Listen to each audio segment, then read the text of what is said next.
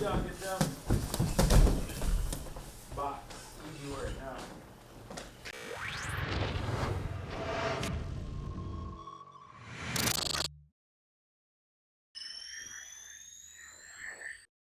Hi, and welcome to another episode of freedomforjournalists.com. And I'm very privileged and very honored to have Kara Ro, the 1-2 knockout punch girl. Is it true that you have 7 knockouts in your career? Yeah, I mean, not something I ever paid attention to.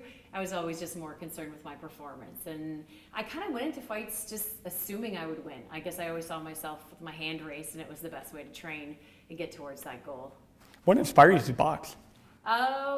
When in my first year at university, my boyfriend was a Spitfire, and he signed with an NHL team. And they wanted him to be an enforcer. And so essentially, I was always in a coach mentality where it was try to make people better and reach their potential. And I remember saying to him, like, there's a lot of hockey players that box to get tough on the ice and feel confident. And so we went together. And after my first day, I just fell in love. And this is coming from someone who, I didn't even like the idea of boxing on TV. Because I think a lot of people don't really understand it. And then when you learn it, it's an art form. And so I just fell in love right away. It was the most challenging thing I'd ever done.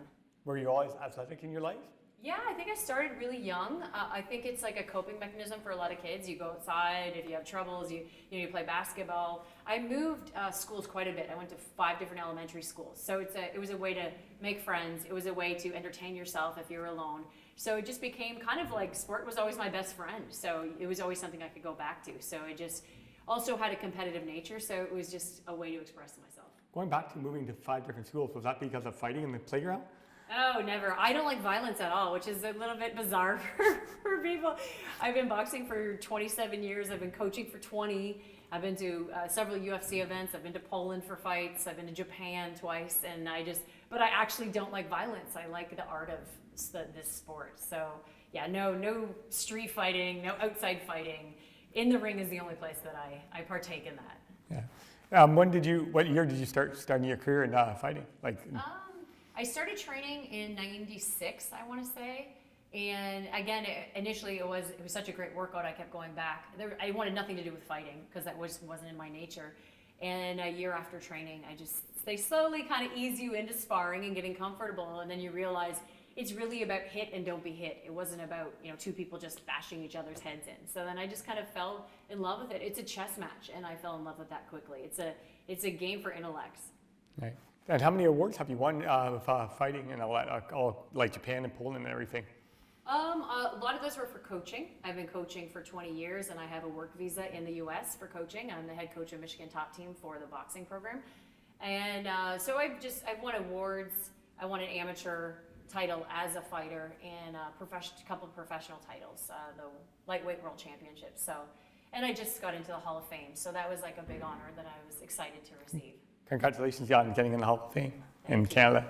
Do you feel like boxing is like a way to help protect kids, like if they get picked on or anything, like defend themselves and all that? I think boxing is the ultimate sport for everyone, to be honest. And again, this is coming from someone who doesn't like violence. It teaches a lot of self-defense. It teaches a lot of confidence. I think you have to understand, they say like dogs smell fear and animals smell fear. Well, bullies smell fear, right? Mm-hmm. And if you don't present that fear and if you present yourself with confidence, they have a tendency to leave you alone. So it teaches people to be confident in terms of self-defense, but also knowing they can protect themselves and not be so vulnerable. I think it's amazing for mental health. I've worked with the Sexual Assault Crisis Center where it was an expression of catharsis. So people are able to hit the bag and get a lot of emotion out.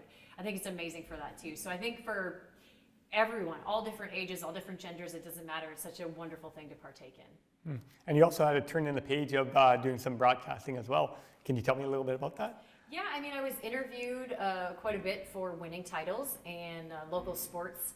A man, Dominic Papa, was doing the OHL tonight, and he asked me, hey, would you be interested in interviewing other athletes? And I was like, it's not something I ever thought of. I applied for my PhD at the University of Windsor. I was thinking about IO psychology, which is it's called organizational psychology, but it's like sports psychology for business people. And I was kind of thinking the professor direction, and it kind of fell in my lap that way. And I started interviewing OHL athletes and fans in the stands for people who remember that.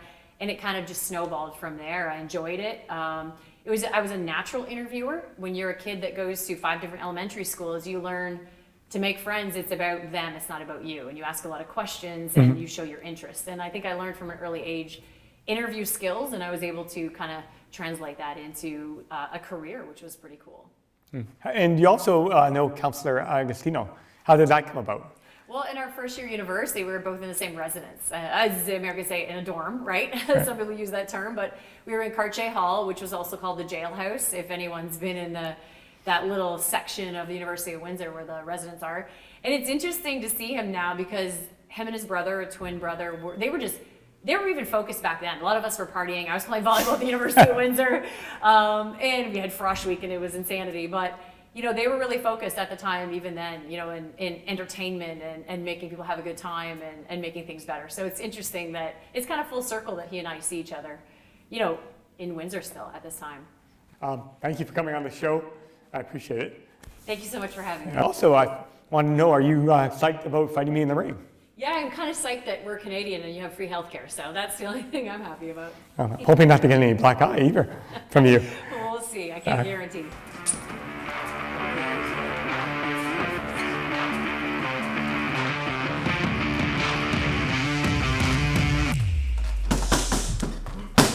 That's it, baby.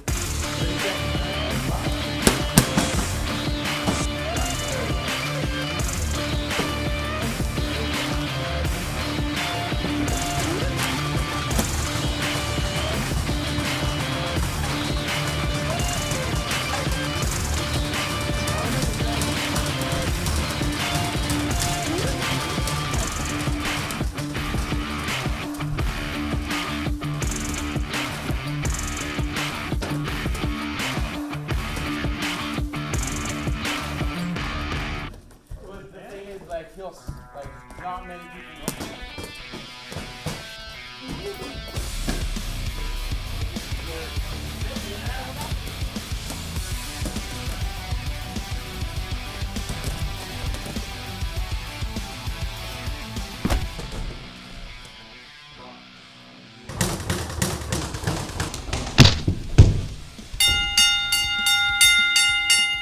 I want to give a very big thank you to Kara Ro for boxing with me in the ring, and also a very big thank you for Border City Boxing allowing us to use their gym to box in the ring. Yeah, I want to thank Border City as well, and I want to thank you for having me and giving me the opportunity to box you in the ring. Next time, you won't challenge a world champion, so I think you learned your lesson, right? I don't think I learned my lesson. It's just a little black eye. Where can people follow you? You can go to Instagram, Kara Ro 110, or on Facebook, or you can just Google my name as well, and a lot of different articles and ways to contact me will show up. And people can follow me at freedomforjournalists.com, and they can find the interview on my website. Or if you want to do the YouTube route, you can just type in Freedom for Journalists in the search, and I should pop up. And once again, thank you very much. And thank you. Okay, we'll call that a wrap.